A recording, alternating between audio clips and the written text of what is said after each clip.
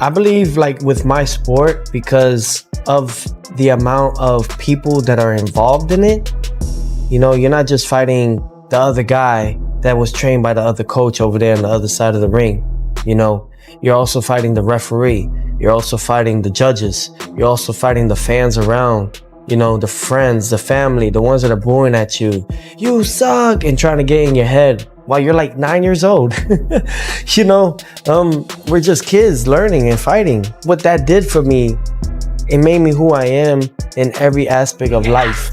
High-pressure situations often bring out a fighter's best or reveal their flaws. Teofimo Lopez approaches every challenge like he's sprinting toward his destiny, with relentless footwork, intense music fueling his rhythm, rapid-fire punches, and unwavering self-assurance guiding every action. What's up?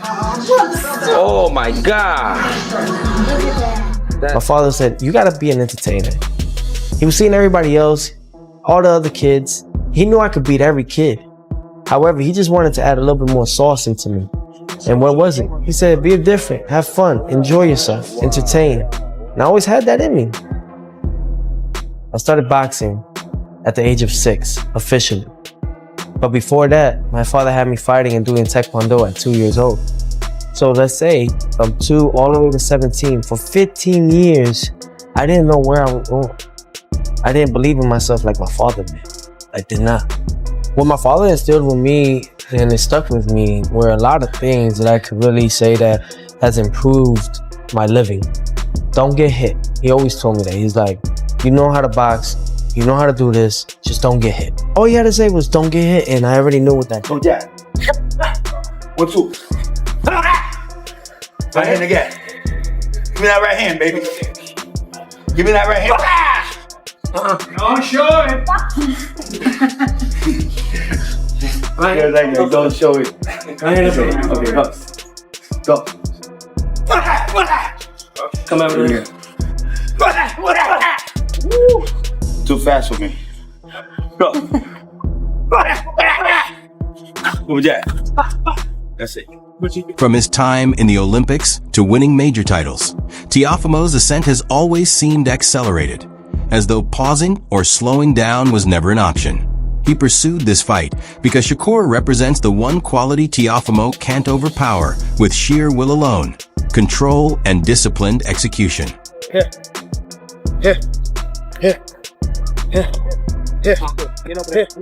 what we've been waiting for, man. Working on drills, foot drills, hand-eye reaction, everything. You know, my guy, TA, Go Feet Formula, that's what's about to happen right now.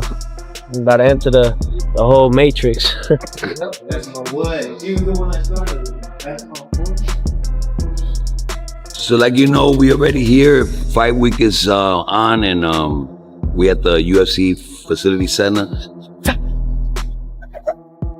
I've never seen him this great since right after the Olympics when he turned pro.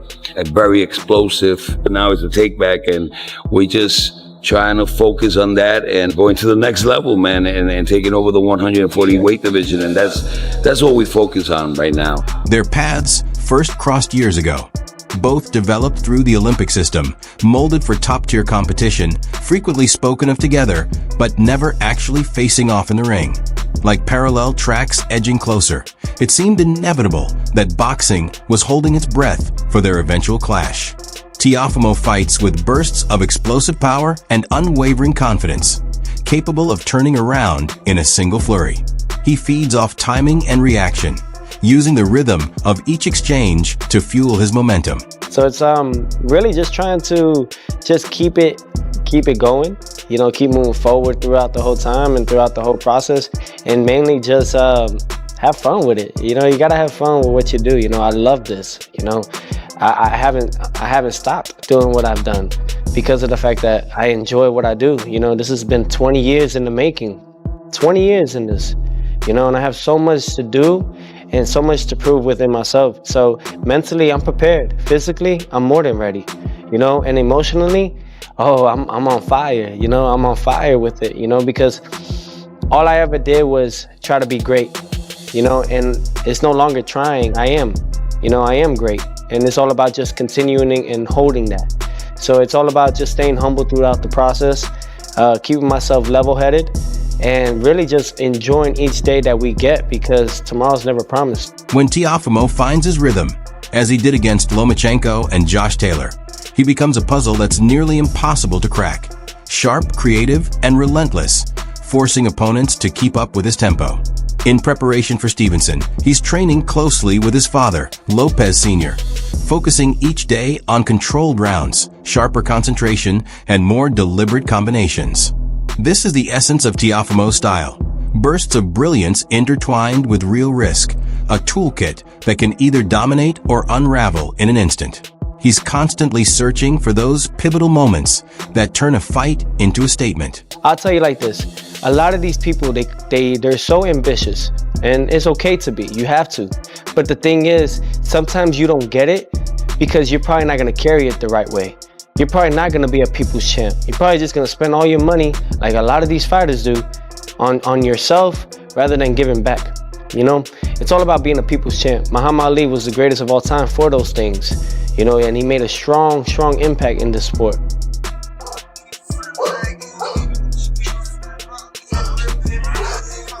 That's two. True mastery doesn't need a spotlight. It proves itself through consistency. Shakur Stevenson has approached this challenge with patient focus, moving forward deliberately and without distraction. Like Teofimo, he is an Olympian, but his approach is distinctly different. From early on, Shakur grasped that boxing rewards those who can strategize as much as strike. This matchup has been simmering for years because he doesn't chase fame. Big opportunities naturally find him. In that context, Teofimo has always represented the most outspoken and tangible test awaiting him in the ring. I like how he stay long and keep that angle. Yeah, he keep the angle. Keep his head on the Position, fucking man, line. just in case. Especially with somebody fast like him with timing. You can't be out of position. You got that. He strong as hell. He picked me up in there. It was fun though, just to be in the ring with him, share the ring with him, test his IQ out a little bit, see some of the moves he doing, and I'm gonna go take with me when I go fight. So I appreciate Dre. You gonna run it back again? Oh yeah, for sure. For sure. Shakur's strategy focuses on stripping away his opponent's edges, tightening space, limiting options, and breaking confidence, so rivals second-guess every step. He doesn't chase flashy moments.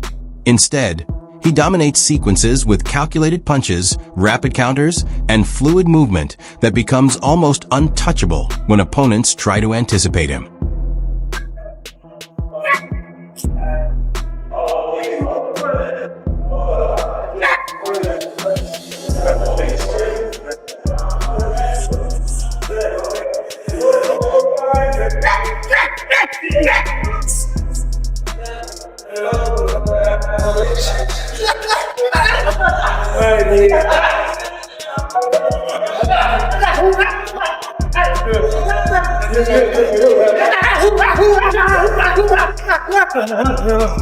Over the years, Shakur has learned from some of boxing's greatest minds: Andre Ward, Roy Jones Jr., Floyd Mayweather, and Terrence Crawford, absorbing their insights to refine his approach. Challenges haven't held him back, largely because he rarely repeats mistakes. He analyzes missteps, adjusts with precision, and comes back sharper. This fight excites him because Teofimo embodies unpredictability, while Stevenson's style is all about demonstrating that even the wildest chaos can be anticipated and managed. I was looking at It's looking bad today. That's how it's looking. Cole gonna break some, and if he don't break some shit, he gonna beat the fuck out of him. Over this. Oh, nice. Oh. Kill in reverse. We don't care who it is. We have no friend. Shakur, if his cousin get in the ring, he gonna get this smoke. If his brother get in the ring, he gonna get this smoke. We have no friend. Strictly business. Tarver characterized the matchup as a tactical duel masked by the appearance of a brawl, and that perspective really resonates. He kept emphasizing one key point: when Shakur controls distance and dominates the center of the ring, the fight swings his way. Conversely, if Teofimo generates explosive entries and pressures inside, the momentum flips. Tarver also highlighted the subtle elements often missed in quick analyses: stamina, mental fortitude, and the consistent discipline that ensures a fighter is ready when it counts. If you see Shakur controlling the distance, giving him angles, keeping that fight sort of in the middle, you gotta favor Shakur. But if he's on the back foot, if he's on the ropes, I mean, that's going to give Teofimo a lot of opportunity. This becomes even more crucial in the later rounds, especially 9 through 11, when endurance is tested and every moment feels like survival. Tarver labeled Teofimo as a genuine combination puncher, someone who can unleash both hands in sequence and turn a single opening into major danger. That's why he stressed the importance of measured aggression. Teofimo must strike in controlled bursts rather than charging recklessly. Any overcommitment, Tarver warned, allows Shakur to extend the fight, turning it into a draining battle where every misstep is severely punished. What makes Teofimo, I believe, dangerous in this fight, he throws both hands in succession. He's a combination type puncher, and that always serves well if you got a real slick defensive fighter in there. Tarver also revisited Teofimo's previous bouts, highlighting how he stepped up against Lomachenko and Josh Taylor, reaching a heightened level of focus and execution. According to Tarver, the only Teofimo capable of beating Shakur is that fully dialed-in, deliberate aggressor, methodical, assertive, and using precise footwork to close distance effectively.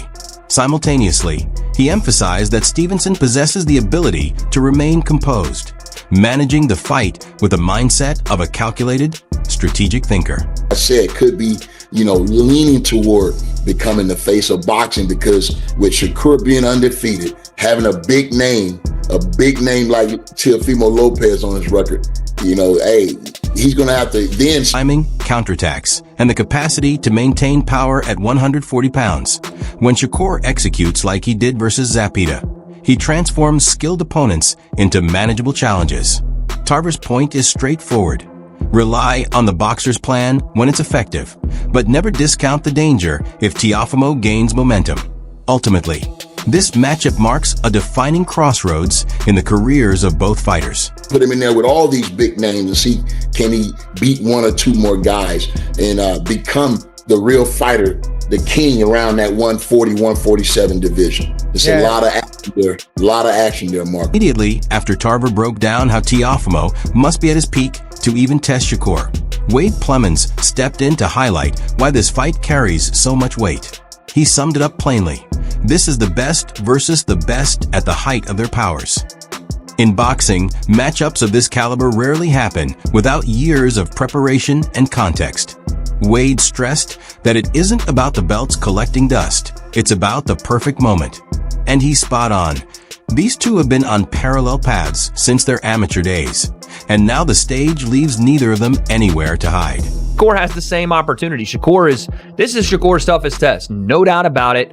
The Williams-Zepeda fight was a tough test because of the style of fight that Zepeda brings, but Zepeda is not the boxer that Teofimo Lopez is. It's just not even close to the same category of boxing ability, technique, skill, experience, higher level. Like, it's not even close. So Shakur is going to have to answer those questions as well. If he believes, and he does, that he's the best in the world, this is how he traps for Teo in the fight continuously, and then eventually turn the temperature down on Teo and essentially try to starve him, right? Starve him of punches, starve him of volume, starve him of momentum and rhythm, right? Like, Teo's a big-time rhythm feat with his movement. Once he gets in that flow, it's a little bit tough to stop that ball rolling down the hill. If Shakur can just be an interrupter in this fight and interrupt timing, interrupt rhythm, interrupt momentum, I could see that being the way he wants to approach it and frustrating. You a basketball analogy. Shakur Stevenson averaged about 25 points a game, right? But every game he scored about 23, 24, 27, 28. He just have a good baseline. With Teofimo average about 22 points a game. Some games he only have 10, but other games he got 50. Gotcha. You understand what I'm trying to say? Is that the guys who've given Teofimo movement and the guys who've tried to press, he hasn't looked good. But when he's made fighters come to him and he could kind of like line him up for his counter punches a little bit better. So he's obviously a fighter that likes you to come to him more than a fighter that likes to come to you and kind of stalk you down.